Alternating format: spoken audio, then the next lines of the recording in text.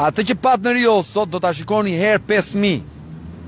Herë 5.000, se janë 5.000 propozime që kanë vajtur për të marrë malet e Shqipërisë, prona tuaja. Tani unë në dorë t'ua them kam, se nuk kam në dorë të zgjidh gjithë havet e këtij vendi pa pas pushtetën.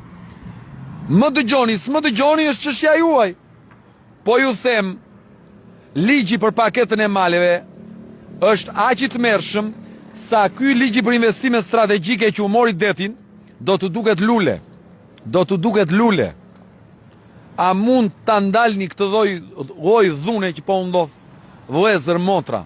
Ju me votën tuaj, a mund ta ndalni këtë lloj dhune? Këtë lloj shpërfytyrimi, këtë lloj vjedhje që po u ndodh? E bëni vetë pa dashje me votën që jepni, sepse përmes votës që jepni, këta miratojnë ligje të cilat çojnë te ato skena, lënë në fuqi një polici që drejtohet në segmente të caktuara nga krimi organizuar, që u dhunon, lënë një parlament në fuqi që voton ligje që u merr pronën juve. Përmes ligjit për investime strategjike u merret prona ju. Përmes ligjit për paketën e maleve do t'u merren malet ju dhe do t'u merret dhe Bregdeti, se male mos konsideroni vetëm malet në veriore dhe në jug.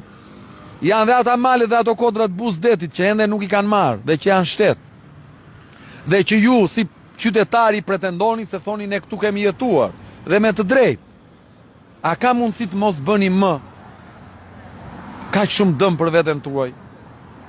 Sepse i gjithë ky dëm vjen nga ajo votë. Nga ajo votë që shkon gabim. Nga ajo votë që kur vinë votimet bëheni tifoz dhe nuk u flet dot me gojë më. Nga ajo votë që e shisni për 50.000 lekë. Nga ajo votë që e këmbeni për një vend pune dhe heshni, më bëni padrejtësi të madhe të ardhmes. Dhe unë nuk do rresh s'u thëni të vërtetën. E vërteta është e hidhur. Me të vërtetën mund më merrni inat, po ama një ditë secili nga ju kur kazma e pushtetit u vjen te shtëpia e kujtoni fjalën e s'vërtetës që u kemi thënë. Dhe këtë kemi në dorë, t'u themi të vërtetën.